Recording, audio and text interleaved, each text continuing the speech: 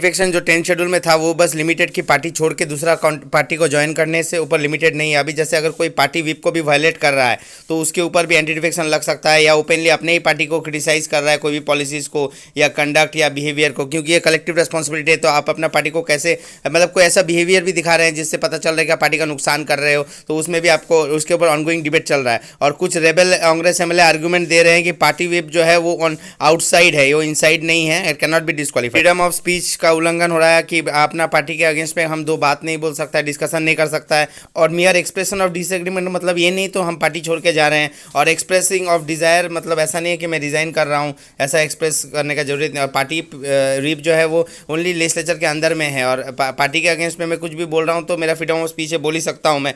Defection 10 schedule में provide किया गया है, 52nd अमेंडमेंट द्वारा 10 शेड्यूल में ऐड कर दिया गया था।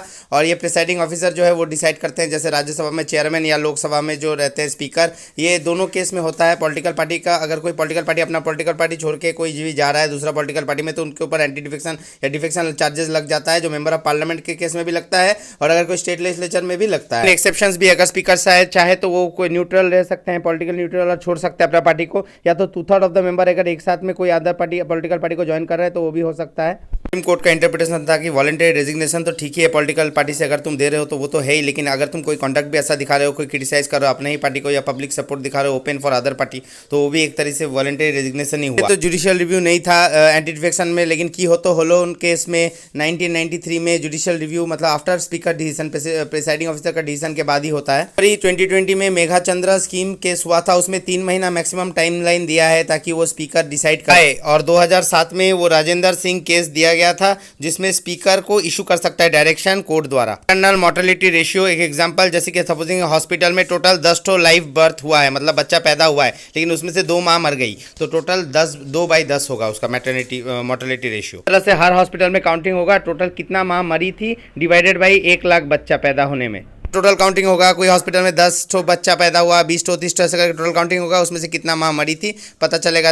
113 माँ मरी थी 1 लाख में टोटल देखा जाए तो, वो होता है mortality ratio. Mortality rate, maternal mortality rate मतलब घर घर में जाके पता करना पड़ेगा 15 से लेकर 49 उम्र तक कितने औरतें हैं, उसमें से कितने लोग मर गए। मतलब हॉस्पिटल में तो ऑलरेडी हमको पता रहता है ना इतना लोग मर गए हैं, फिर घर में जाना पड़ेगा, उसमें मोर्टेलिटी रेट आएगा कि कितने लोग टोटल है 15 से 49 के एज ग्रुप में जो मदर बन सकते हैं। हमें मैटरनिटी रेट बहुत हाई है क्योंकि 42% एडोलेसेंट गर्ल लोग अंडर नोरिश्ड है, लो वेट होता है कंपेयर टू ग्लोबल स्टैंडर्ड, जबकि WHO ने बोला था 12.5 kg का एक वुमेन का प्रेगनेंसी के टाइम में वेट बढ़ना चाहिए, इंडिया में केवल मात्र 7 kg का बढ़ता है। वेट होने से फिजिकल भी इफेक्ट करता है, मतलब स्टंटेड हो जाता है, अंडरवेट हो जाता है, फिर पुअर एजुकेशन भी दिखाई देता है क्योंकि कॉग्निटिव डेवलपमेंट नहीं हो पाता है। न्यूट्रिशन बहुत इंपॉर्टेंट है, इससे आपका ब्रेन का भी विकास होता है, तो हेल्थ पे भी इंपैक्ट पड़ता है बच्चे का न्यूट्रिशनल स्टेटस के ऊपर, इसीलिए फिजिकल और कॉग्निटिव डेवलपमेंट इंपॉर्टेंट है। मेल न्यूट्रिशन भी हो जाता है कभी कभार, बहुत ज़्यादा हेल्थ में स्टंटिंग आ जाता है, increase the risk of death of child and the mother, मतलब दोनों का ही रिस्क रहता है मरने। फैमिली वेलफेयर या तो वुमेन एंड चाइल्ड डेवलपमेंट के मिनिस्ट्री से बहुत सारा स्कीम चला रखा है ताकि इसमें थोड़ा इंप्रूवमेंट आए,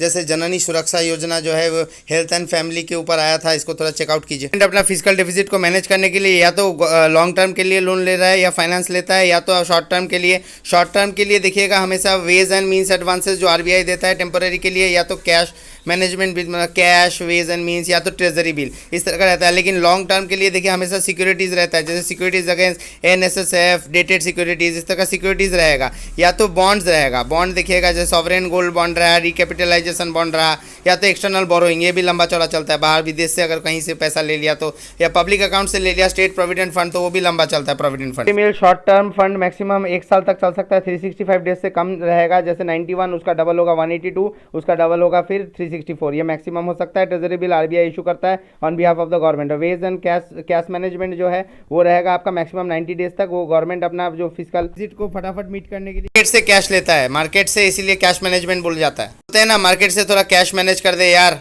दिन में लौटा दूंगा 90 डेज में। RBI से ways and means and advances में थोड़ा बहुत अगर मिसमैच हो रहा है, पैसा का थोड़ा पैसा चाहिए तो ले लेता है थोड़ा दिन के लिए। 1997 से पहले अगर थोड़ा बहुत टेम्पोररी मिसमैच होता था सेंट्रल और स्टेट में एक्सपेंडिचर रिसिप्ट में, तो वो लोग बोरो करते थे RBI से और इशू करते थे एडहॉक और ट्रेजरी बिल्स, क्योंकि उसका इंटरेस्ट रेट रेपो रेट से भी कम होता था, तो बहुत ज़्यादा लोन ले लेते थे, डेफिसिट फाइनेंसिंग भी वहाँ से करते थे। इससे क्या होगा, इसका टेम्पोररी नेचर था लेकिन वो परमानेंट हो गया था, क्युमुलेटिव हो गया था, मतलब बढ़ ही रहा था, बहुत ज़्यादा डेप्थ बढ़ रहा था, इससे इन्फ्लेशन वगैरह आ रहा था, फिजिकल इनडिसिप्लिन हो रहा था। ट्रेजरी बिल कम इंटरेस्ट रेट पे तो गवर्नमेंट लिए ही जा रहा है पैसा, कोई फर्क नहीं पड़ता। लेकिन टेम्पोररी मिसमैच जो था वो चल रहा था, बढ़ ही रहा था, लेकिन टेम्पोररी नहीं था, परमानेंट में उसको रिप्लेस किया वेज एंड मींस एडवांसेस में, जहां पे इंटरेस्ट रेट और ड्यूरेशन कितना टाइम के लिए लेगा, आरबीआई और गवर्नमेंट आपस में सेटल करते हैं, बैंकर के बीच में मैक्सिमम ड्यूरेशन 90 डेज तक होता है। इंटरेस्ट रेट जो होता है लगभग रेपो रेट ही रहता है, और ब्रीचिंग ऑफ लिमिट अगर हुआ तो 2% extra more than the repo देना पड़ता है। मतलब ऐसा नहीं है कि इतना टाइम में, उससे भी ज़्यादा अगर एक्स्ट्रा चाहिए, सपोजिंग 1 लाख तक उसका लिमिट है, 2 लाख ले रहा है तो 2% एक्स्ट्रा देना पड़ता है, ताकि हाई इंटरेस्ट रेट पे वो लोग जल्दी लौटा सके, फिजिकल डिसिप्लिन ना हो,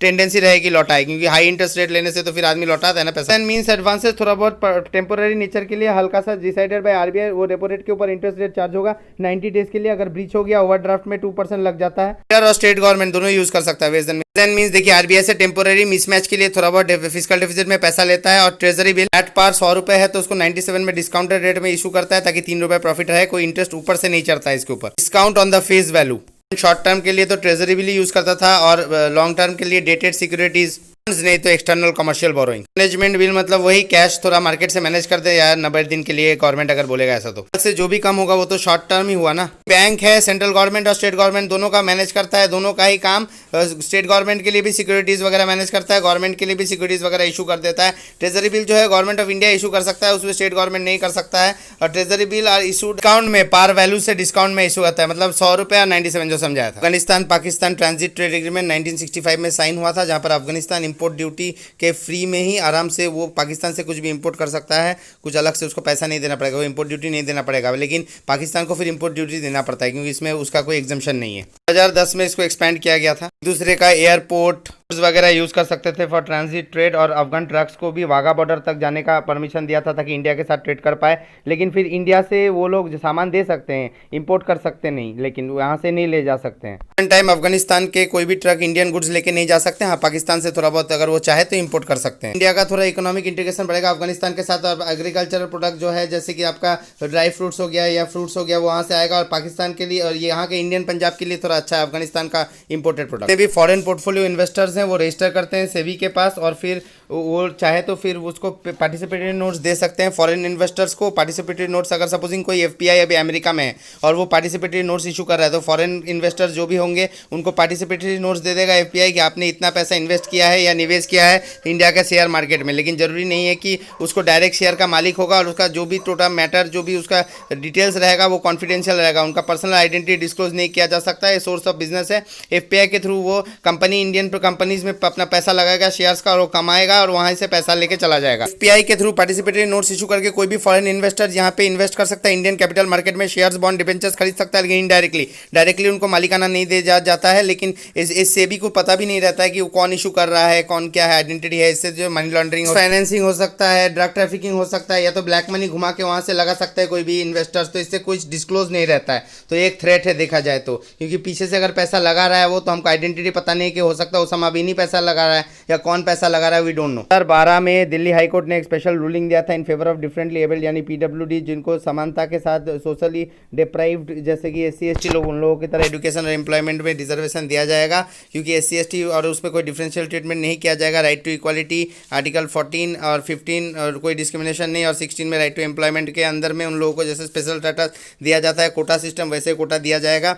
हालांकि फिजिकल मेंटल डिसेबिलिटी और सोशल डिसेबिलिटी अलग है, लेकिन वो मार्जिनलाइज्ड ग्रुप है, और ये इनका लेकिन लो लिटरेसी और लो एम्प्लॉयमेंट के बेसिस पे देखा है। और 2001 का सेंसस में उनका इलिटरेसी 51% है, तो बहुत ज़्यादा इलिटरेसी है। और 2016 का उनका जो स्पेशल डिसेबिलिटी एक्ट है उनके हिसाब से 3 to 5% सिर्फ एम्प्लॉयड है, और इंसेंटिव जो है प्राइवेट सेक्टर को भी दिया जाएगा, ताकि उन लोगों को जो है जॉब वगैरह दे। गवर्नमेंट अभी खुद ही चाबार फोर्ट पे काम करेगा, उसने ऑलरेडी निकाल दिया है। ओएनजीसी का भी एक काम चल रहा था 2002 से, फरजाद भी गैस फील्ड में, वो भी ईरान में है फरजाद, लेकिन अभी वो फर्जी निकला, उसको भी निकाल दिया गया है। कुरान अभी खुद ही अपना काम करेगा, यूएस सैंक्शन के अगेंस्ट में ही बहुत जन मान रहे हैं कि ये हो रहा है। फोर्ड ईरान मतलब ईरान, अफगानिस्तान और इंडिया के बीच में एक ट्रायलैटरल एग्रीमेंट 2016 में। ये सोशल इंजीनियरिंग बेसिकली ऐसा है कि अगर आप कोई टारगेट कस्टमर को मेल वगैरह भेज रहे हो, या जेन्युइन सोर्स की तरह लग रहा है, जैसे माइक्रोसॉफ्ट से कोई मेल भेज दिया, या कोई बड़ा जैसे ये पैसा डबल कर दीजिए, ये कर दीजिए, इससे क्या होगा, हैकिंग हो जाएगा, आपका पर्सनल इन्फॉर्मेशन ले लेगा, और इससे टारगेट के ऊपर अटैक हो जाएगा मेल और मैसेजेस के थ्रू। ट्विटर से ये हाई प्रोफाइल यूजर्स का का हैक किया गया है। तो करेंसी में ब्लॉकचेन टेक्नोलॉजी, माइनिंग और डिस्ट्रीब्यूटेड लेजर यूज किया जा रहा है। Mission of cruelty to animals act 1960 में लाया गया था animal welfare board of India द्वारा, जिसमें किलिंग फॉर रिलीजियस पर्पस को एक ऑफेंस नहीं माना गया। फूड के लिए भी यूज किया जा सकता है, लेकिन केरला में जो एक्ट है 1968 में आया गया था उसमें फूड के लिए वो मानते हैं, ठीक है, लेकिन सैक्रिफाइस में एनिमल सैक्रिफाइस को प्रोहिबिट किया गया। National narcotics control bureau INCB जो 1961 में सिंगल कन्वेंशन से UN ने कन्वेंशन से इलिसिट ट्रैफिकिंग, नारकोटिक्स, ड्रग्स और साइकोट्रोपिक सब्सटेंस को रोकने के लिए किया था। ये कन्वेंशन था स्पेसिफिकली साइकोट्रोपिक सब्सटेंसेस के लिए, और मेंबर कंट्रीज उसको फॉलो कर पाए। APT 29 या तो कोजीबियर जो है रशियन इंटेलिजेंस एजेंसी है, जो कि वैक्सीन कोविड-19 का रिसेंटली चुराने का आरोप लगा था। इससे पहले भी पेंटागन में यानी वेस्टर्न एम्बेसी में अपना थिंक टैंक है, रशियन इंटेलिजेंस से साथ जुड़ित है, और 2016 का प्रेसिडेंशियल इलेक्शन में इनके साथ एक पार्टिसिपेशन था। फार्मास्यूटिकल कंपनीज से रिसर्च एंड डेवलपमेंट से कोविड-19 का वो डाटा चुराने का कोशिश कर रहा है। Go through the questions.